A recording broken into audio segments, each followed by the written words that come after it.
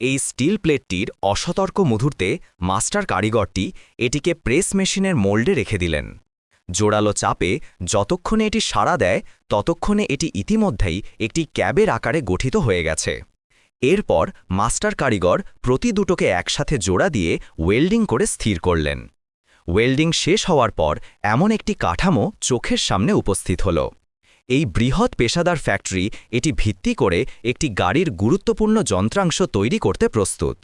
এই যন্ত্রাংশটি সরাসরি নির্ধারণ করে গাড়িটি সুষ্ঠুভাবে চলতে পারে কিনা, সেটি হল রিয়ার অ্যাক্সেল।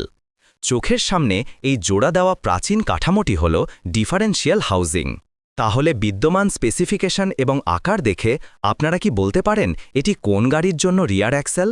শেল জোড়া দিয়ে তৈরি হওয়া এবং মাউন্টিং বোল্টে ছিদ্র দেওয়ার পরে এটি কেবল শেল কাঠামোর ভিত্তি। এরপর এটির সাথে আরেকটি গুরুত্বপূর্ণ যন্ত্রাংশ সংযুক্ত করতে হবে। এই যন্ত্রাংশটি হল শেলের সাথে ওয়েল্ডিং করা একটি স্টিল নেট। এটি হল ডিফারেন্সিয়ালের নিচের শেল। ওয়েল্ডিং শেষ হওয়ার পর সামগ্রিক বায়ু নিরোধক নিশ্চিত করতে এবং ফুটো রোধ করতে এরপর মাস্টার কারিগর এটিকে জলে রেখে সিল পরীক্ষা করেন।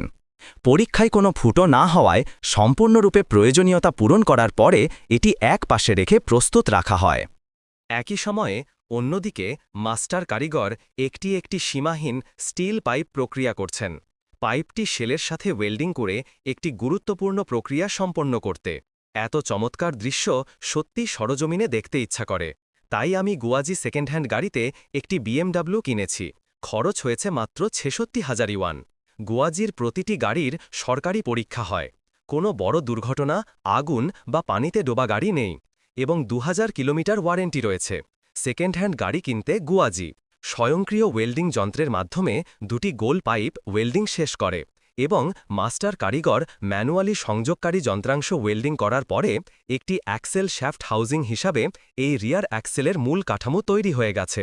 এরপর পৃষ্ঠতল গ্রাইন্ডিং, পালিশ এবং রং স্প্রে করার পরে চূড়ান্ত পণ্য হতে শুধুমাত্র শেষ এবং সবচেয়ে গুরুত্বপূর্ণ পদক্ষেপ বাকি। সেটি হল শেলের ভিতরে প্রচুর গিয়ার তেল ঢালার পর ডিফারেন্সিয়াল এবং অ্যাক্সেল শ্যাফট ইনস্টল করা। কাঠামো তৈরির তুলনায় সমাবেশ প্রক্রিয়া মাস্টার কারিগরের অভিজ্ঞতা এবং দক্ষতার ওপর বেশি নির্ভর করে। তাই মাস্টার কারিগরদের সম্পূর্ণ সতর্কতা অবলম্বন করতে হবে এবং সাবধানতা ও বিশদে মনোযোগ দিতে হবে। তাহলে এতদূর দেখে আপনারা নিশ্চয়ই বলতে পারবেন এটি কোন গাড়ির রিয়ার অ্যাক্সেল।